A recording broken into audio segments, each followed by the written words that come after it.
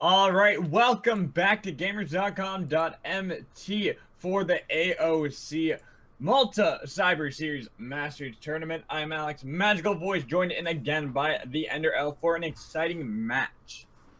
Oh yeah, exciting is a good word for it. Last game was fun to watch. It wasn't the most exciting match. Wasn't the most even match between the Rift Kings and the forever and onward labeled the abused park. Those poor guys. Both times on stream they had rough matches. If only we got to see them win a game, which they did, I believe, way back in the day.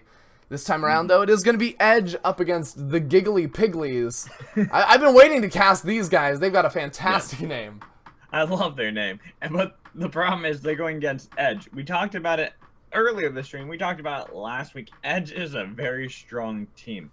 They're someone to look out for, and the Giggly Pigglies, they got to win this game in order to keep going in the playoffs, hopefully, depending on how the games go further on stream today and later, just in general. Because if Plasmons win, if Plasmons win against the Raging Bulls, that means they're going to be knocked out.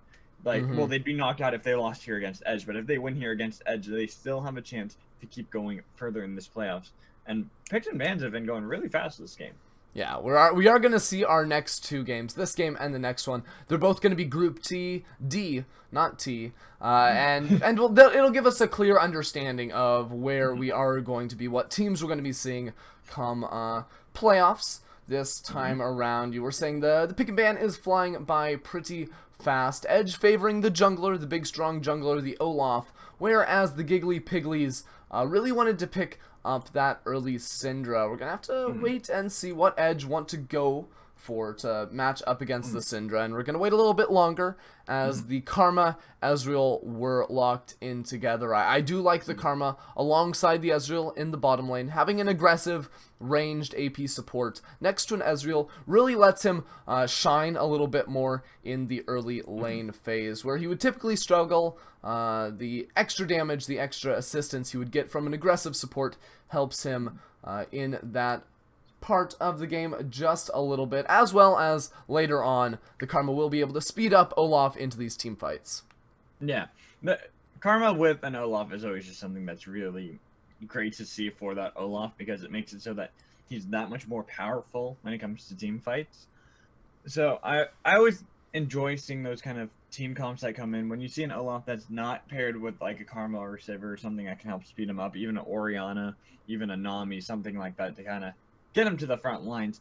It's always disappointing, but we don't see that coming in from Edge. Edge usually has really good picks, and Jarvan being picked up on the side of the Giggly Pigglies. Yeah, I want to talk about that for just a second, because I actually really like the Jarvan into the Olaf. Olaf can ignore crowd control, but he cannot ignore user-generated terrain in the Cataclysm that Gunnar will be able to bring to the table on that pick. Now, as far as locking down an Ezreal or a Vladimir with a flag and drag combo going for ganks, that's going to be pretty difficult to actually make happen. We'll have to see what Gunnar can do in the early game on that pick. But over on the blue side, Edge, no real surprise that they do pick up the Vladimir to counteract the Syndra.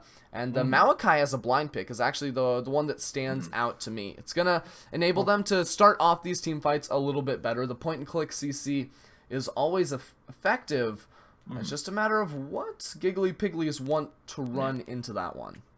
I mean, they were forced to blind pick it no matter what. They didn't have the last pick, so seeing as top lane wasn't necessarily chosen, Jarvan can be flexed to that top lane, maybe even Lucian if you go by Huni, but that's old news. We do see it's now the Kennen. Kennen should be able to abuse a Maokai in the early stages of the game, but depending on how Ferendo plays that in the top lane with that Maokai, he can actually put a decent amount of damage back on to Kennen and then just be able to zap that health back with the 7th attack.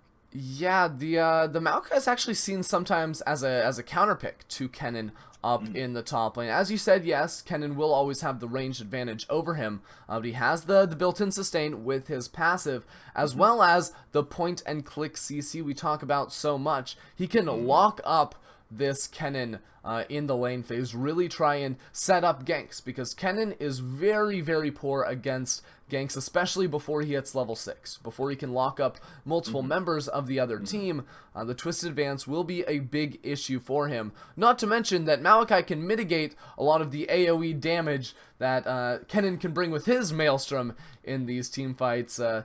Malachi can kind of use his own to reduce damage for the rest of his teammates. To be honest, I've always seen the top lane matchup between Kennen and Malachi as like almost an even matchup, where Malachi can have the potential to bully around a Kennen in the very early stages of the game, being able to sustain. But Kennen can, if he's smart enough and just plays with the range, he just will see us from the range, be able to stay relatively safe, and get to that level 6 where if he has any sort of presence from his jungler, if we see OG Gunner come into the top lane to help out Kennen, it's just going to instantly snowball in his favor. Oh yeah, that's the big thing. Both of these guys can set up ganks fantastically well.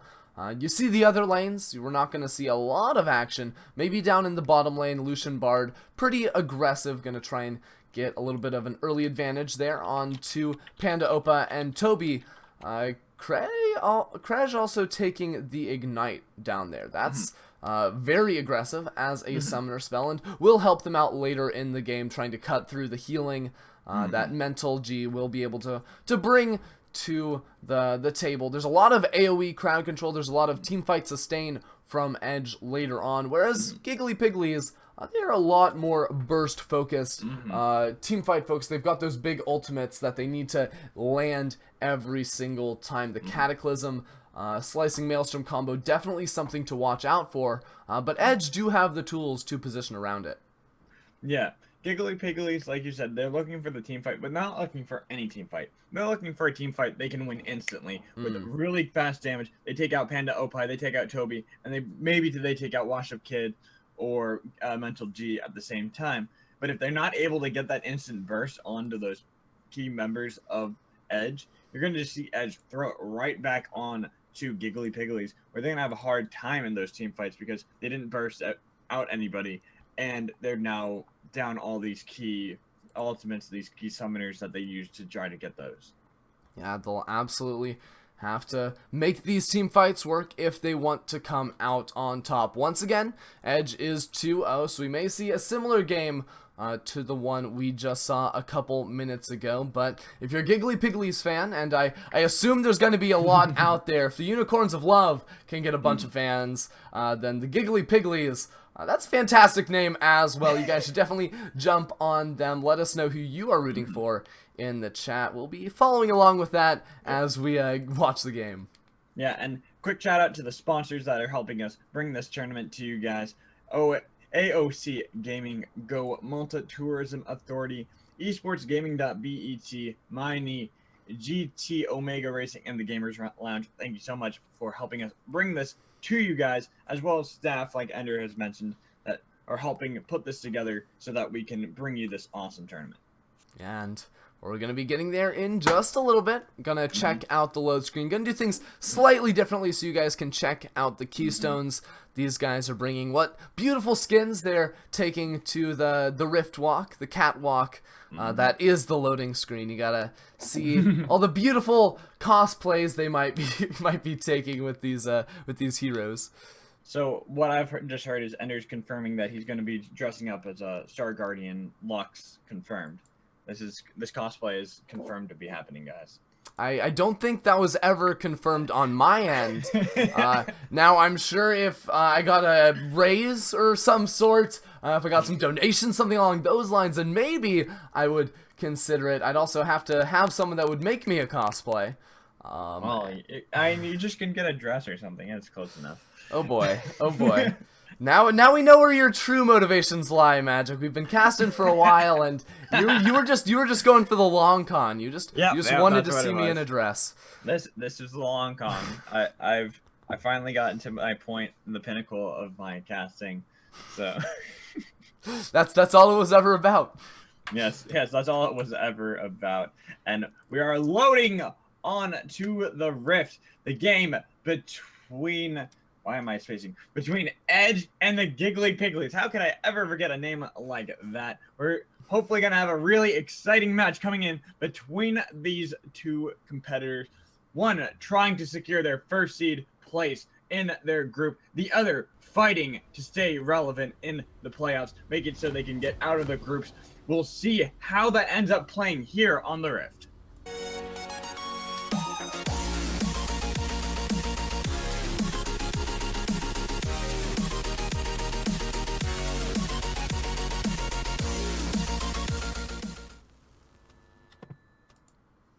And we're back into the game between Edge and the Giggly Pigglies. I'm just gonna take the reins right here, Magic, and introduce Edge over on the blue side with Ferendo up in the top lane. Washed Up Kid in the jungle.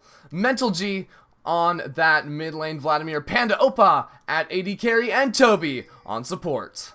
Now, I just want to quickly shout out both teams for getting an LCS order and making our lives so much easier. Isn't that just great? It is. So, on the red side, we have the Giggly Pigglies, one of the best names I've heard besides the Raving Raptors in this in this tournament. So, in the top lane, we have Fisted by Lee Sin.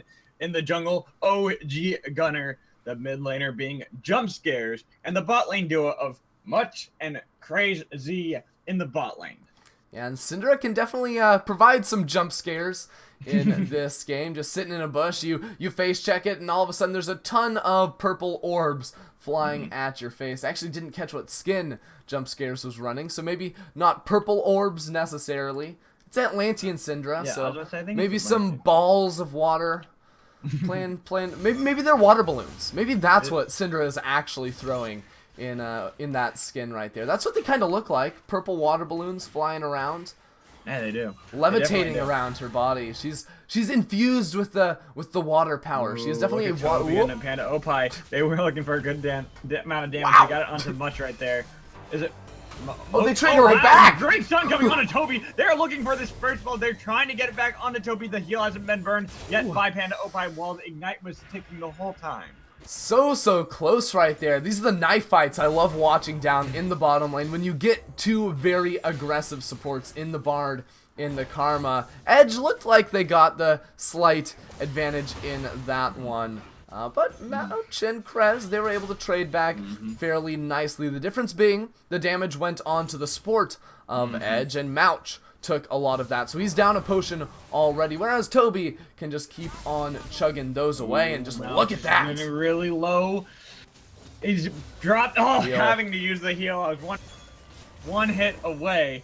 And there's the swag being dropped by Panda Opie on that Ezreal. I mean, he still has some care packs he can pick up from the Bard, but he's going to have to watch his HP bar for this entire time. Gunner, you can already see, did 3 camps, picked up that Scuttle Crab just to make sure his bottom lane has some vision to be safe here, but may even try for an early gank down there in the bottom lane. We'll have the flag and drag combo there to try and lock up the AD carry support duo of Edge, and here he comes. Or not. No. He's faking me. He's juking me on that mini-map. He's deciding where he wants to go, and looks like he's going to try to go for a Mental G in that mid lane. Try to get Jump Scares a little bit of an advantage. Trying to get the Sanguine Pool. Ooh, didn't time the flag and drag for the pool. I thought he was waiting for it, but just mistimed. It's almost impossible for Gunner to actually make a gank workout on this on this Jarvan, because mid lane, if the pool is up, Mental, he's never going to get locked up. Right. Bottom lane, if Panda just holds on to his Arcane Shift, once again, it's going to be almost impossible to keep him in place for that combo, unless maybe Cray can land a pretty nice binding down there in the bottom lane. But these guys are getting punished pretty darn heavily. It's what I was talking about. The Karma paired up with an Ezreal, or a Zyra paired up with Ezreal Nami, any of these supports enable him to be very, very dominant in this lane phase, and Edge have shown just that during these first 4.5 minutes. And what I like about Edge is they're very aggressive. Toby taking a lot of damage. There's the heal being used by Panda Opie. He wants to get the first one. Gets it on right there. Double kill going on to Crazy. This is why they are 2-0. They are just crushing right here in this bottom lane, getting that early game advantage time and time again. You see Panda goes straight in. He's confident that he can get on in there, and they don't burn either flash. Panda and Toby are still going to be incredibly safe in this 2 versus 2.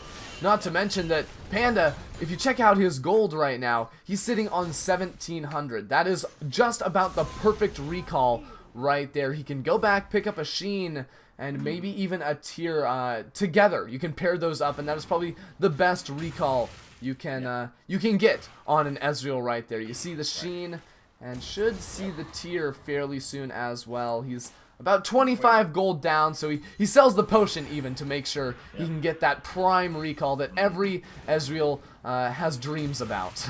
Yeah, but I want to give a shout out to Toby on that one. He has he should rename himself to Duke Nukem because he's got balls of steel. He went in that one so low, but had no fear in his heart, ready to just go at it, and knew that Panda Opie was going to support him, give him that heal when he needed it, so that they could get that double kill. Yeah, he just got that route onto Mouch to start things up, and after that, there wasn't a whole lot Giggly Pigglies could do to get out of that, because they didn't have the flash.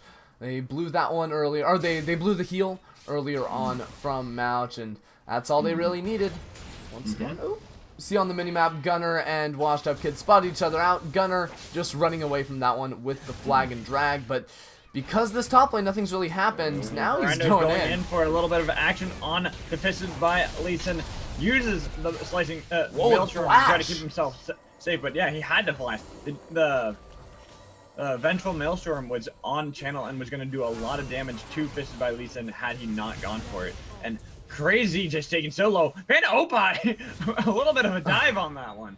Yeah, I really don't think Fisted needed to flash there because Frendo's Maelstrom had timed out by the time the flash was utilized there. He also didn't have the cooldowns to jump on to that poor little Kennen once again.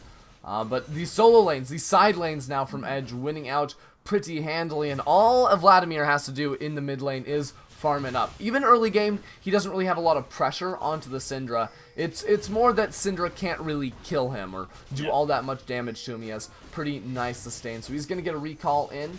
There's two options he can go for. Spectre's Cowl being the more popular one against Syndra, where you really just want some early MR so you can get up in the face of a Syndra, deal your damage, and just know that there's no way you can ever be bursted down in that 1 versus 1. And that's what Syndras hate the most, is they want to be able to 100-0 anybody, and when they can't, they get really frustrated. Yep. Oof, Mouch took a lot of damage on the bot side there. It's the tier Sheen. You have so much mana, so much sustain, and you're never gonna get caught out by a roam here. You're Lisa, or you're Ezreal, you're Karma. Jump scares wants to get in on this. He tries to. They do get this done rooted, and they get the double. The CC chained on the Panda Opie. They drop him on that one, not respecting at all the damage that could be brought by jump scares. And the TP was canceled by Fisted by Lee Sin on the side of Ferendo. So Ferendo was trying to TP down to help out, but it got canceled. I don't know, I feel like you might even want to let him go in on that teleport, because that would be a pretty much a 1v4 situation. Now the dive. He's going to try to use the Slicing Maelstrom. Here comes a Ragnarok to make it so that it doesn't matter, and they get the kill. Toby being dropped in the bot lane, still not respecting that jump scares is right there. These Pigglies must be giggling right here as they get one fire back down in this bottom lane. Mental G, he can't really do all that much, but he's certainly trying. Actually forces a flash from Gunner. Once again, the Pigglies, they are playing so safe here. Top lane uses the flash to escape, ends up costing him his life, and then down bottom lane, Gunner, even though Mental doesn't have any form of crowd control, CC whatsoever, he still flashes away and makes it back to his base safely. I think he was more respecting that he had no mana to really fight Mental that well. So he was just trying to be safe in the exchange. Be like, I respect the damage that you can bring. You love giving people the benefit of the doubt, don't you, Matt? Because he had three people right behind him. I don't know. I try to play devil's advocate in these situations. I'm trying to speak the minds that they might be thinking, where they might always get silenced. But the problem with all this exchanges is now that's two turrets going over to the side of Edge. That's a huge gold swing going in their favor. Yeah, you're just a glass half full kind of guy, and I like to watch the world burn. Oh, Mental G. He healed off of that. Wow, he used his Q to siphon back. Oh boy. Team of Plague. Now Jump Scares is in a really bad spot. He's just going to drop. Doesn't even try to flash away. Knew that he's pretty much done.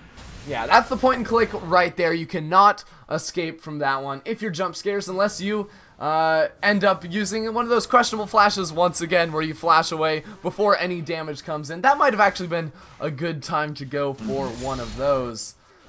But yeah, Giggly Pigglies taking losses across the board. Far, trying to go for a Panda Opie, but gets exhausted and then dropped. Questionable engage on the side of Giggly Pigglies. And honestly, Panda and Toby could have taken that magical journey straight on in.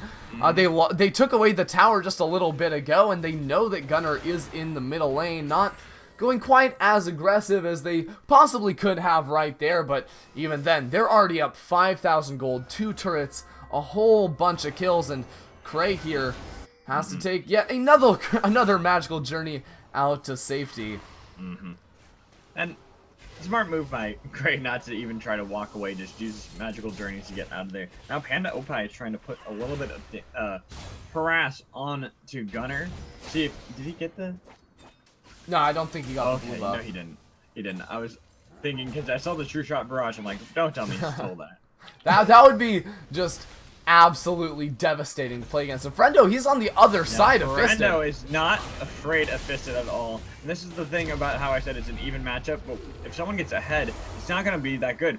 And Crazy here to keep Fisted alive in that exchange so that Friendo really didn't get anything for that, and not even a flash burn on the side of Fisted. Wow, I totally didn't put 2 and 2 together there. I was just calling him Cray, but it is Crazy. That makes total sense, Magic. I was like, Krej, no, that's not right. It's Cray. And then Z just must be a tag of some sort. No, that's intentional right there. I'm pretty sure.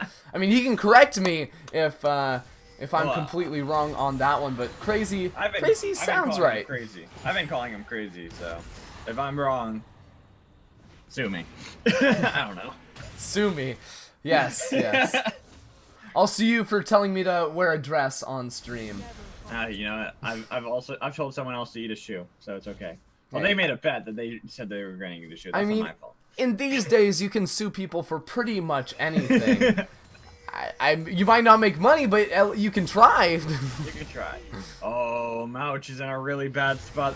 Toby and Panda Opie wanted to go in and do as much as they can. Here comes the calling. Here comes flash for flash on that TP one. behind. And Crazy, he's going crazy right now, trying to see if he can put anything in. Here comes Fisted by Lee Sin to try to re-engage. Crazy's gonna drop to Friendo, but there goes Toby on. He's the there goes Toby. Mouch getting the kill, using Grump that kind of help out. Friendo in a bad spot. There comes the slam dunk onto him while Mental, he gets a 2-man ulti. Jump Scares is gonna drop the washed up kid, and probably gonna see Mouch. No, yeah. Mouch is going to drop over to the side of Mental G. Well, we saw Fisted able to get Panda Opie, but now it's Fisted Gunnar. Maelstrom is about to be up from Fisted. This is close. He could potentially turn it. Look at Gunnar. They're waiting for it. They're looking for it. They're going to try to turn it. Here comes the Flaking Maelstrom. They're going to get washed up, kid. He's dropped on that one. Gunnar is pretty low, not wanting to drop to Mental G in this one. He has built up his damage, and there's the Sanguine Pool to dodge the flag and drag. But Mental, he's gonna drop. Fisted able to pick up that kill. That fight was just all over the place, Magic, right there. A 5-for-3 in favor of the Pigglies when all is said and done right there. Incredible. Crazy actually had enough time to respawn and join up with his team. Thanks his Moby Boots for making that a possibility, able to turn things around and get some big shutdowns in that fight, especially onto Friendo's Maokai, as well as Panda Opie, I believe, was worth a shutdown as well. Pretty good fight from them, and I thought it was going to go horribly wrong because Fisted TP'd in without having the ultimate available. But in reality, the fight lasted so long that it ended up being a huge team fight impact, able to turn things around and pick up a kill onto both Washed Up Kid and Mental G. Well, I talked about before the side of Giggly Pigglies being a team. Their team comes like a team fight, but they want to burst someone. Yeah. Well, when you drag out the fight too long, they're gonna let all the cooldowns come back so they can burst you again. Yeah, pretty much is what happened right there. Edge unable to sustain through that one, and to be fair, they don't have their big items. Washed Up Kid, this is the wrong side of the jungle. This is not yours. Afraid of Mouch or Crazy. Here comes the Ragnarok to try to do something better. We see Jump Scared. He got jump scared in that one. Gunner able to try to keep him alive. No. Trade. Bandopa gets dropped on the backside. Mental G gets the kill on the jump scares, but we see jump scares able to throw it back onto Panda Opa, who then took a tower shot at the end of that and dropped. See, Cinder is such a fair champion. You don't even really need to land skill shots. You just need your ultimate and a couple of turret shots, and that pretty much does the trick. Here comes the calling onto Ferendo. Ferendo is going to drop under this one. There is the Tempered Fate. It's locking up Toby and Mental G. Toby's going to drop double kill, going over to Mouch. While Mental G's trying to get a dive, he has the Hemo Plague up. Helped heal him up a lot on that one. The problem for Giggly Pigglies is they are winning some of these fights, but they're not getting anything out of it objective-wise. We do see Fisted in the top lane trying to whittle down this tower as best as he can, but Wash Up Kids and Mental G, they're just doing a lot of damage to this mid tower. Yeah, once again, jump scares. He went down. He has time to get back here. Yeah, he ghosted in for this. Is he going to be able to get Washed Up Kid? Oh. No, Mental G slows him enough so he can't get that last auto on to Washed Up Kid. Now, they're trying to see if they can turn it back onto Mental G, who's able to heal up a lot, able to get down crazy in that one and just ghost himself to safety. I mean, it was a win for the Giggly Pigglies, or as you called them, the Jiggly Pigglies. That's a good one too, but now they're in a whole world of trouble. He doesn't die. It's the thing. That's the thing about Vladimirs. They're so tanky, and Mouch just engaged upon in that bot lane. Jump scares finally did fall to Panda Opa, and we're gonna see Mouch probably drop to Ferendo in the bot lane. Wow, that is so unfortunate. The Pigglies, they won it. They got the turret, they held on to their own, and they won a 3 versus 4 engagement in the middle lane because their top laner was off doing top lane things. But they look for too much. They lose 2 members in the mid lane over time, as well as a 1 versus 1. Their AD carry loses out against Ferendo. Even though Ferendo has 0 armor built up, that's just the power of Maokai and all the base stats, the base damage he can bring to the table. And the game is still relatively close, but the Pigglies were just right back in it and kind of threw away a little bit of the margin that they had cut off over the last couple minutes. Yeah, but that tower that they were able to secure in the top lane did kind of bring it back into a little bit more even. It was around 4,000 before that. Now it's about a little less than 30,000.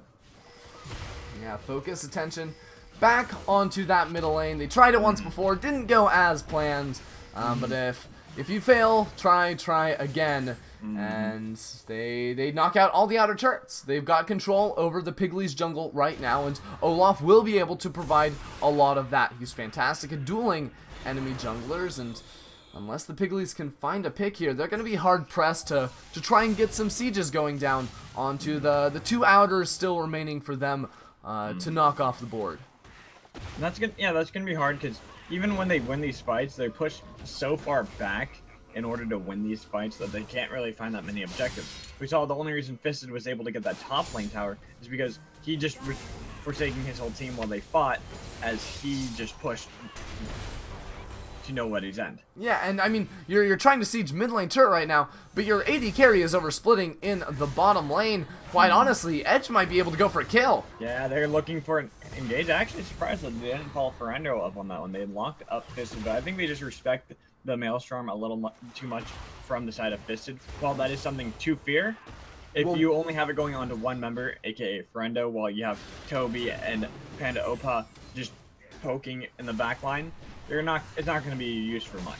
Yeah, well, what they're doing, they're buying time for their side lanes right now. You see Washed Up Kid splitting down bottom and a huge wave now collapsing up top lane. Now they're the ones with the pressure here. They can try and make a siege happen because it's 4 versus 2 in that middle lane, and they've got the point and click to start this fight if they want. Yeah, they're gonna go at Gunner, showed bot lane. Then they knew to pull that trigger, get that mid lane, and look how much damage they got done. Mouch is getting engaged upon by Washed Up Kid, who used Ghost and Ragnarok and forced the flash out of Mouch to get away from that. Even then, he's still almost burned down to that red smite. So much damage coming through, and on the side, Fisted's looking for a fight, but he's standing on a ward, and Edge get everything they could possibly want. They don't quite knock down that mid turret, but they're wailing away down bottom. They've got the pressure everywhere in this game, and this is a hallmark of a fantastic team right here. They're 2-0 right now. They're looking to make that 3-0 and lock up their spot in the playoffs. They're just out macroing the Pigglies right now, using their side waves, not necessarily even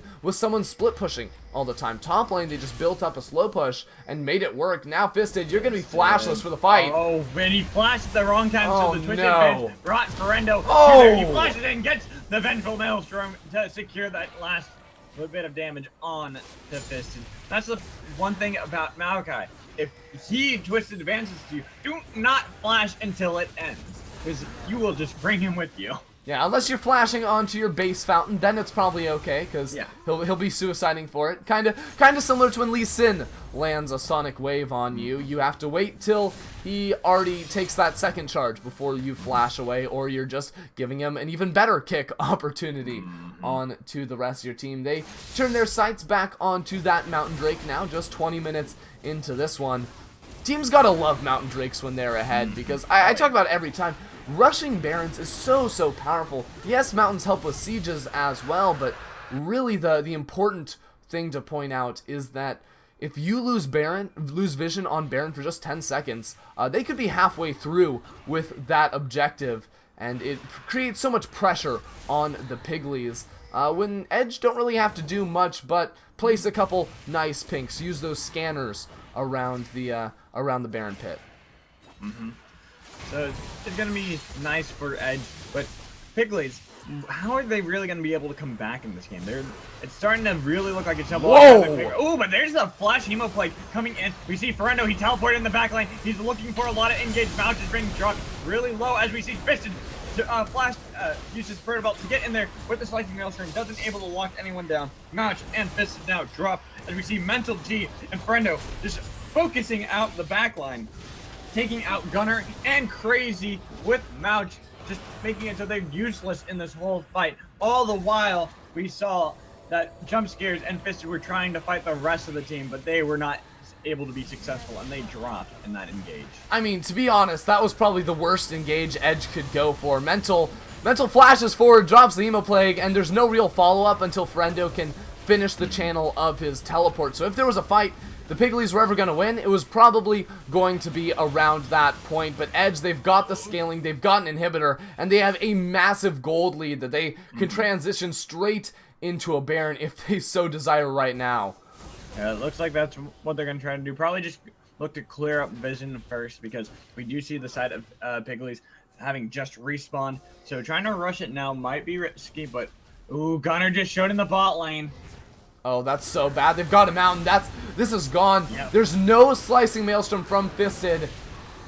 I mean, they can try to fight, but they've got no good way to engage this outside of a Tempered Fate, to be honest.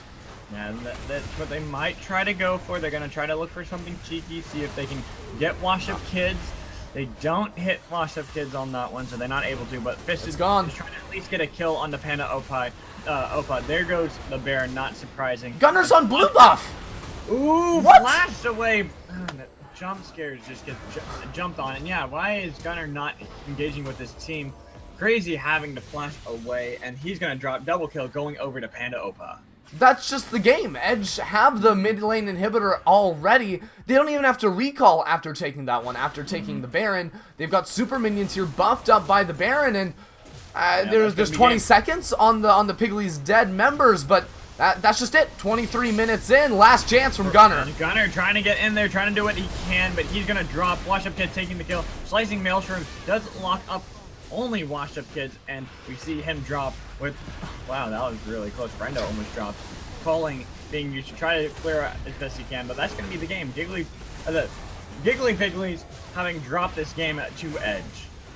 Yeah, just 24 minutes in. There's not much to say from that one other than the Giggly Pigglies kind of giving up once that mid lane inhibitor went down. Gunner, he had the opportunity to make it over to the Baron, to maybe even try and farm out, or to skip farming out bottom lane and go for a Baron steal, but that was not the case. He went to pick up the bottom lane minion wave and did not respect Edge's potential to burst that one down.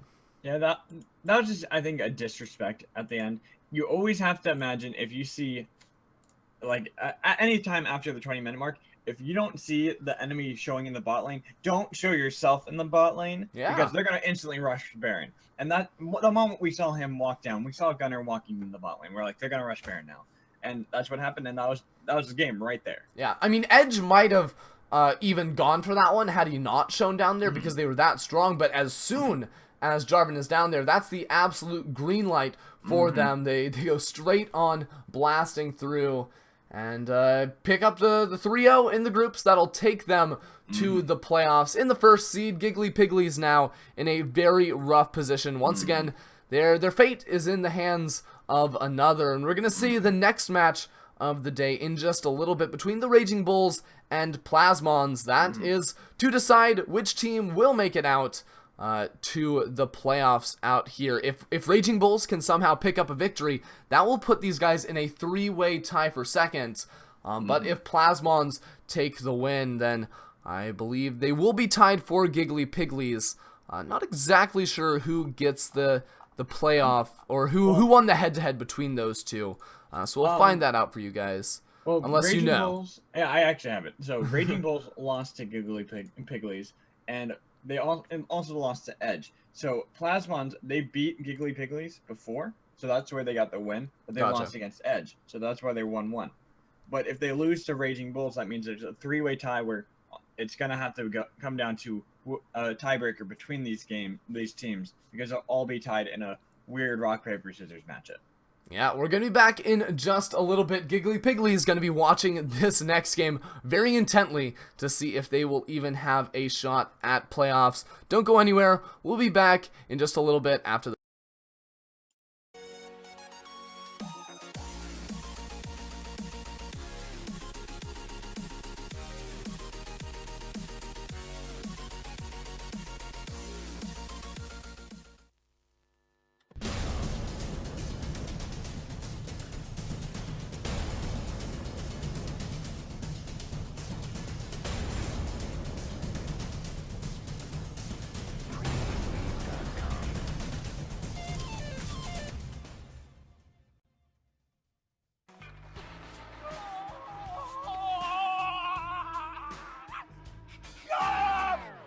All right, we got the game.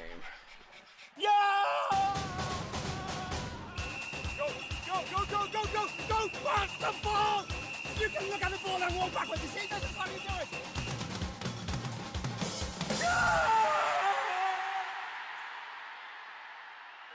Watch TV anywhere for free on 4G. Now that's something worth shouting about.